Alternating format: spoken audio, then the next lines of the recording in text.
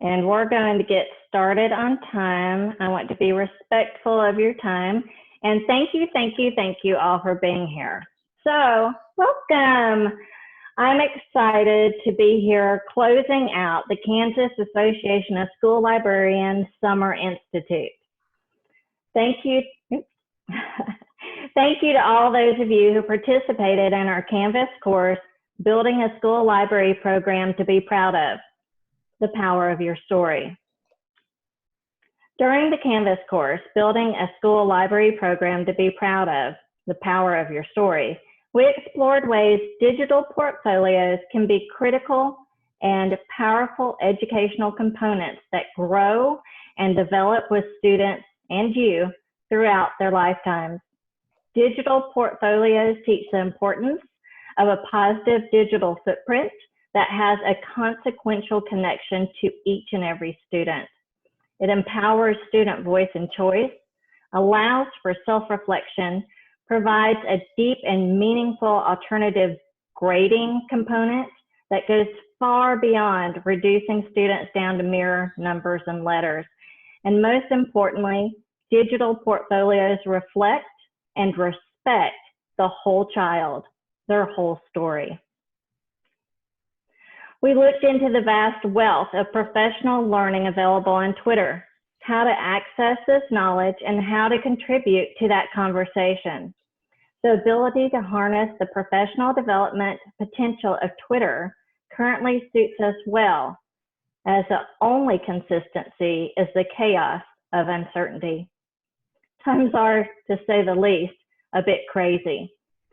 Twitter opens up an avenue to emotional and social support for those of us who get it, who understand the particular needs and concerns exclusive to us, school librarians. In the words of Franz Davis, there is nothing that fuels the spirit like surrounding yourself with creative people who are willing to go to Camp Crazy with you. For me, the stories shared by KASL's Summer Institute for School Librarians course participants demonstrate that what might seem like an obvious lesson or activity or collaboration to you is an amazing new discovery for others. So thank you to those who participated for cementing what I already know about our incredible library community, that we all have stories worthy of sharing with others. The willingness of school librarians to freely share thoughts, ideas, plans, and more so that we can all learn and grow together makes this community stand out among all others. It was the power of our school librarians community on Twitter that picked me up, shook the ashes off, and transformed me from a burned out librarian waiting to retire to that of an invigorated and engaged school librarian eager to connect, share, learn, and grow so that I could bring the best our community has to offer to enhance student learning in my school. Even with support from our school library community, embarking on this new school year that lurks just around the corner is scary. Not the normal scary with nightmares about showing up on the first day of school in your underwear, but scary. We are and have been in the midst of a very real and in-your-face crisis. It is now time, as the school year begins in whatever form that takes, to look at this crisis through a new lens. We have been granted a momentous opportunity to step up and demonstrate the invaluable need for school librarians, for school libraries, and certified school librarians that may not have been appreciated to their fullest pre-COVID. What school will look like when it begins or throughout this next school year, that's uncertain. I suspect that many schools will see an ebb and flow between face-to-face, remote or virtual, or a blend hybrid of the two. Regardless of the way schooling proceeds this year, decision makers must be aware of the importance of school librarians.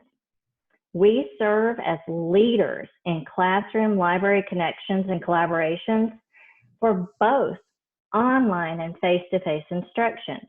We advocate to ensure students and families have access to physical and digital books. We serve as technology mentors and troubleshooters. We provide book clubs and sponsor other clubs. We connect classrooms with the world, connect teachers, students, and parents with pertinent learning resources, provide professional development opportunities, and so much more. The key to efficiently conveying the message of the expansive wealth of services that we offer as full-time certified school librarians is to clearly know and be able to communicate our why. Why are we essential to the school community, both pre, current, and hopefully post-COVID? This message must be clear, concise, and easily and quickly digestible, especially during this time of high stress when administrators and other stakeholders and decision makers are burdened with the concern of all the educators, parents, and teachers that they serve. School librarian Mary Chappell said, "If you value your job, you have to step up and prove you're valuable." The State of America's Libraries report reveals that more than 60 education and library research studies have produced clear evidence that school library programs staffed by qualified school librarians have a positive impact on student academic achievement. We know this. Our administrators and other decision makers simply do not have time to review these over 60 research studies, even in their convenient, condensed form through the State of America's Libraries report. In addition, these are reports from various states and schools, but they do not directly address what you are doing in your school to positively impact student academic achievement. That is where we must step up and be able to demonstrate, document, and convey our worth. For school librarians who have consistently communicated their impact on student learning and continued to demonstrate and convey the essential services they provided this spring, when the ground shifted beneath all of us, they have solid grounds on which to advocate for their continued role in their school's academic program this coming school year. One way school librarians can and have been communicating their impact on student academic achievement is through the creation of annual reports. Annual reports are a powerful storytelling tool that grabs the attention of administrators and other stakeholders. Annual reports share data beyond book circulation, beyond number of classes who visit the library. Data that showcases how your work supports teachers and impacts student achievement. Those two things are key: how your work supports teachers and impacts student achievement. I first learned about creating annual reports from Jennifer Lagarde, aka Library Girl. I think some of you know her. She stressed and continues to stress the critical importance for school librarians to tell their stories with a bang through annual reports. Keys to a successful annual report include identifying your target audience, use data to connect your library to student achievement. That's probably key. making sure you can connect those dots to student achievement from your library. Diversify beyond just numbers, charts, and graphs to using images and videos to tell heartwarming stories of the social and emotional benefits of the library. Start early by collecting evidence for the annual report throughout the school year. Don't wait till the end. And look for and learn from annual reports designed by other school librarians. Jennifer Lagarde on her blog, The Adventures of Library Girl, provides a collaborative Google Doc where school librarians have shared their annual reports. While some of the examples provided are older, they still serve as great examples from which to begin creating your own. Next, after knowing and being able to communicate your why, is building relationships. It doesn't matter how beautifully your library is decorated, how robust your resource collections are, all the cool interactives in your makerspace, or anything else. If no one really likes you, if no one wants to come to the library. Recently, on a school librarian's Facebook group, I saw a librarian whose administrator had asked her to conduct her library classes in a, let's say, less than conventional way in the new school year due to the mixture of remote, face-to-face, and blended learning that we're all preparing for. Well, rather than finding a way to make this request work to her advantage and implanting positive connotations about school librarians in the memory of her administrator, this librarian dug her heels in, complained, and laid out a litany of what her true job duties are. Right now, I don't think any of us know what our true job duties are beyond serving the needs of our patrons. But based on this and other things, there's a reason why negative stereotypes exist. I think Doug Johnson said it best. As librarians, we can offer the very best hammer in the world. But if your principal, if your teachers, or your parents really need and want a wrench, a screwdriver, a hacksaw, having a hammer, no matter how wonderful that hammer is, that's immaterial. They get it. Yeah, we know. You have a great hammer. It just isn't relevant or important to them, even if you think it darn well should be. I implore you to always keep that in the forefront of your mind, that we are a service industry. Be more than just a hammer. Offer the whole toolbox and be willing to provide the services your patrons need.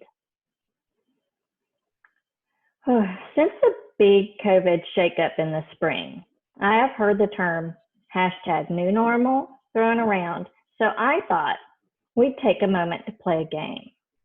So what I want you to do is grab something to write with and keep track of your answers. So this game is called #new normal or #old normal. So here's how it works. I am going to share 2 ideas from librarians of activities, lessons, projects, etc. Then you need to decide which one should be labeled #new normal and which should be labeled #old normal. All right, let's begin. So Nancy Nelson came up with the idea of Family University. She says that they are building a website that has links to short videos for teachers to use of how to log in, interact with various online tools. They're hoping to make those videos both in English and Spanish and then posting them to YouTube and on their help desk platform as well. Okay, so that's Nancy Nelson. Decide whether that's going to have the label hashtag new normal or old normal. Let's look at the second one. Picture Book Smackdown, Julie Murphy. Julie Murphy is from Corpus Christi, Texas, and she joined Andy Plemons and some other school librarians around the nation in International Picture Book Month. They met virtually. All right, so now between the two, is number one new normal or old normal? Is number two new normal or old normal? All right, let's look at our next two examples. A comic workshop. Julian here hosts a series of workshops with comic creators, and she even hands out her email so that you can get invited as well. I love what Julian does here because she doesn't hog these comics all to herself. When she's doing activities like this, she also invites her PL in. So spreading the love. I like that. New normal, old normal. All right, example two, author visits. So at Lamar Library, and this one I really just thought was so really cool and amazing. So 7th grade history students are working on a PBL project. Their driving question was, what will cause the next Civil War? And the authors who came in are dystopian YA authors. And so it was really cool to see from that dystopian author perspective the answer to that question, what will cause the next Civil War? What a great way to get your students involved and connected with authors. So, new normal or old normal? All right, here are the two we just reviewed. Go ahead and write down which one of these do you believe is new normal and which one's old normal. All right, on to my friend Amanda Jones. She started Journey with Jones, where she travels with students around the world virtually. I love that picture of her with her Matador hat on. Too funny. All right, and number two, book clubs. The Somewhat Virtual Book Club takes high school libraries from across the country. The first Wednesday of every month, those schools all across the country, and there's one in Japan as well, connect virtually and discuss the books that they have been reading, and authors sometimes join into these conversations.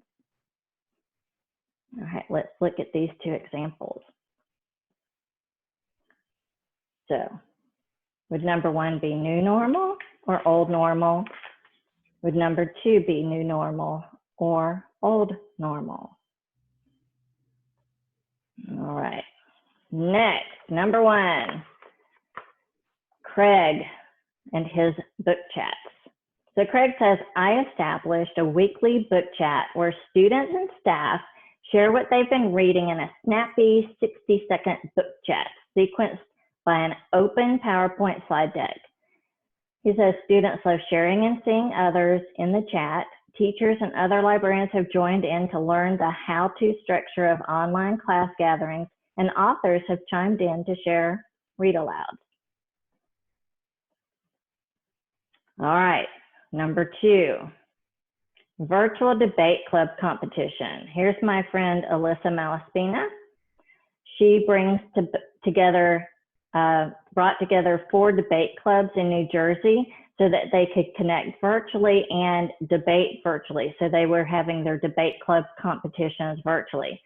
She was even able to bring judges in virtually as well.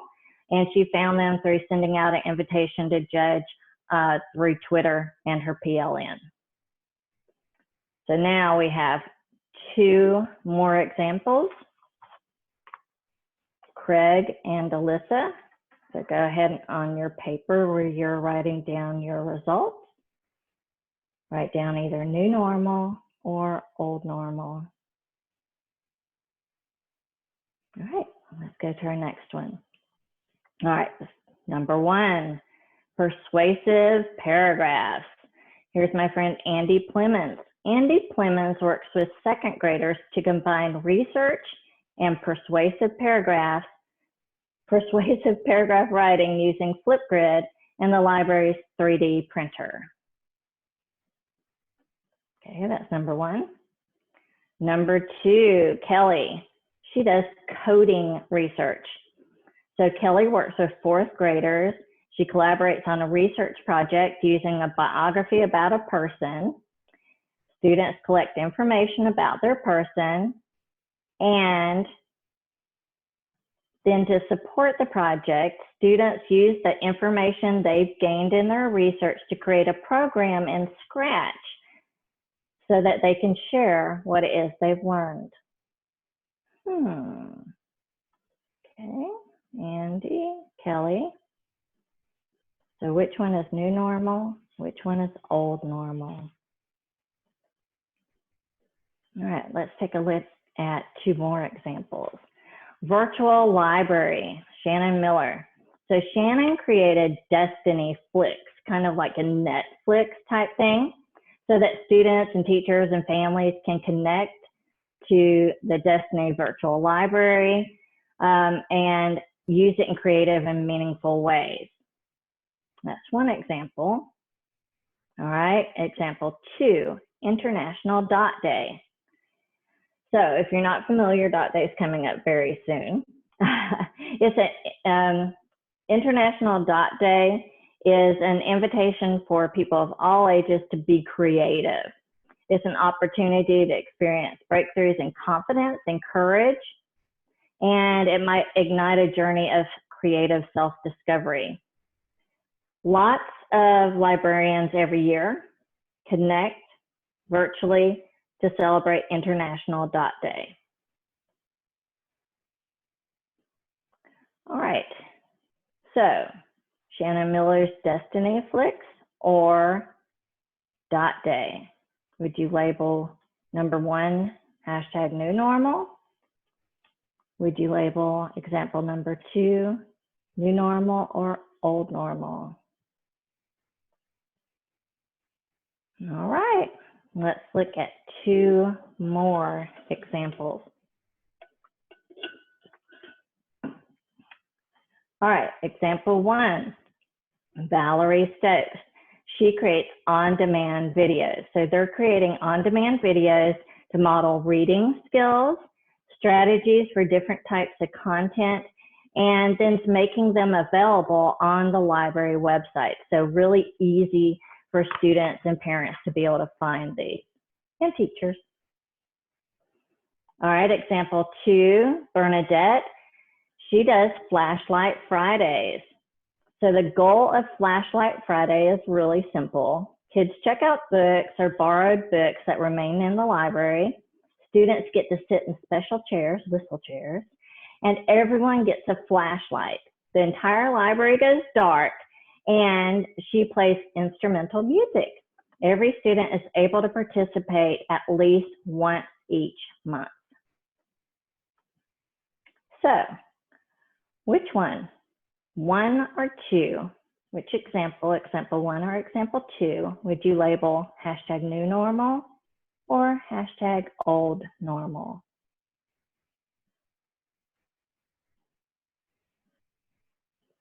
All right, here's 2 more examples. Here's Jean, providing resources. Jean says, I share resources with teachers via Destiny collections, organized by subject. I share resources for families on social media that build on subjects that they're studying. So not just throwing anything out there, she makes sure it correlates. I make tutorials for placing holds in Destiny. I use bookshopper forums and check in with teachers to see what kind of resources I can help them find and use with their lessons. So is this example an example of new normal or old normal? Example number 2, Katie, interactive read alouds. So Katie says, I have a Flipgrid page with read alouds. Students watch them and are provided with a prompt or template so that they can respond to the read alouds. She says, and this is really cute, she said, one of my favorites was when I read the book Fruit Bowl. I gave students some links to Fruit Joke ebooks and asked them to respond via Flipgrid, or then they got to share their favorite fruit joke. Okay, let's look at these two examples.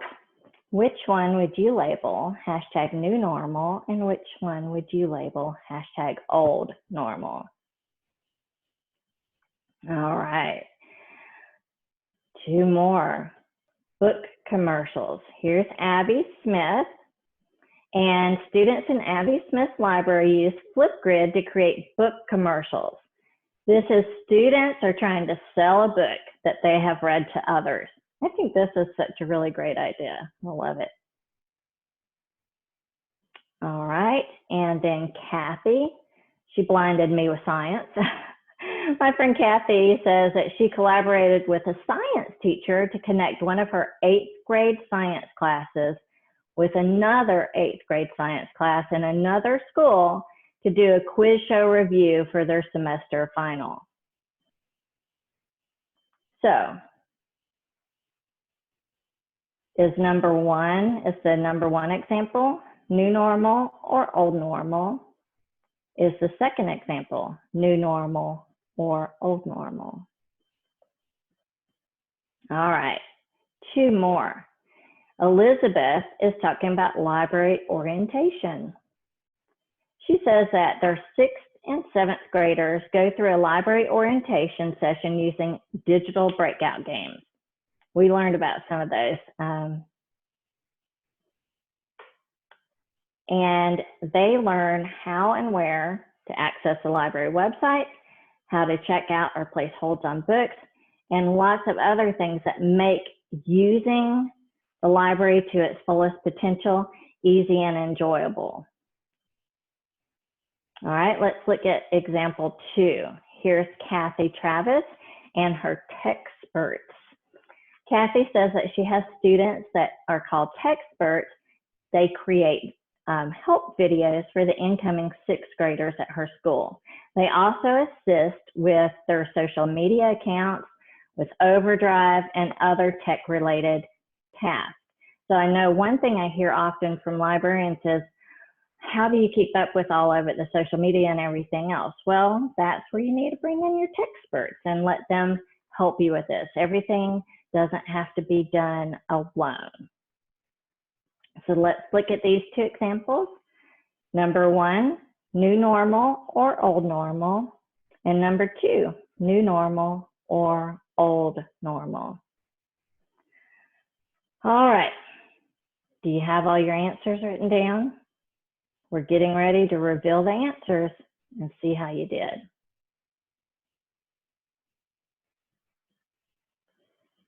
All right. The answers to all of the examples are neither one of the choices I gave you. They aren't new normal and they aren't old normal. They're simply normal. We need to stop thinking old normal or new normal. It's normal. So you might be asking yourself right now, first I'm going to strangle her. She didn't even give us the right answer choice. But you might be asking yourself, how can what we faced in the spring and what looms ahead in the new year even be normal? I mean, come on, nothing's normal. But I say, yes, normal. All of these examples shown during the quiz can be done in any teaching environment if we want to put forth the effort. Events like International Dot Day, Read Across America, World Read Aloud Day, Poem in Your Pocket Day, Mystery Skype, author visits, virtual debates, Techsperts, Flashlight, Friday Flashlights, they can be done in classrooms or virtually. We have to expand learning beyond the walls of the school building to connect students with real-world learning and global connections. We as librarians have been doing this for years. School librarians have been teaching virtually ever since technologies emerged, making it possible to connect in this manner. School librarians, more than any other faculty members in our school, are most prepared to lead the way in virtual, face-to-face, and blended learning landscapes. The saddest thing is that somewhere along the way, as the technological landscape shifted from equipment on rolling carts to software, websites, and apps, the perceptions of the librarian's role with new technologies took a drastic and damaging turn. The result has been the emergence of technology coaches, and don't get me wrong, they're wonderful. But coupled with this came the diminishing library positions and shrinking library budgets. Yes, I'll say it again. Technology coaches are wonderful. I love them. They're some of my favorite people. But they are not librarians and cannot ever replace a full-time certified librarian. To do so would be equivalent to replacing space shuttle tiles with roofing shingles. Kind of the same, but woefully inadequate to all those aboard that shuttle. We have been presented a very unique and hopefully once in a lifetime opportunity to step up and reclaim our place, to demonstrate our worth and lead the way for our schools in whatever environment we find ourselves where teaching and learning take place. So, as we come to an end and look out at the new year to come, I want to leave you with this final challenge.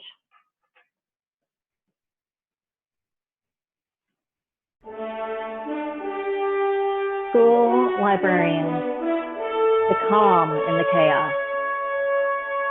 This is a challenge for school librarians across the nation and around the world. Your school year mission to establish positive school interactions, seek out student empowering activities, and new professional collaboration. Go out, live long, and prosper.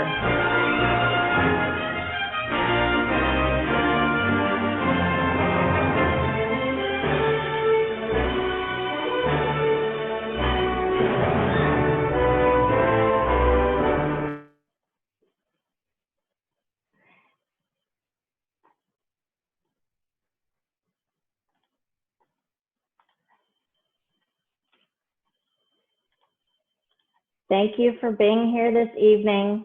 I want you to go out and be awesome in this new school year.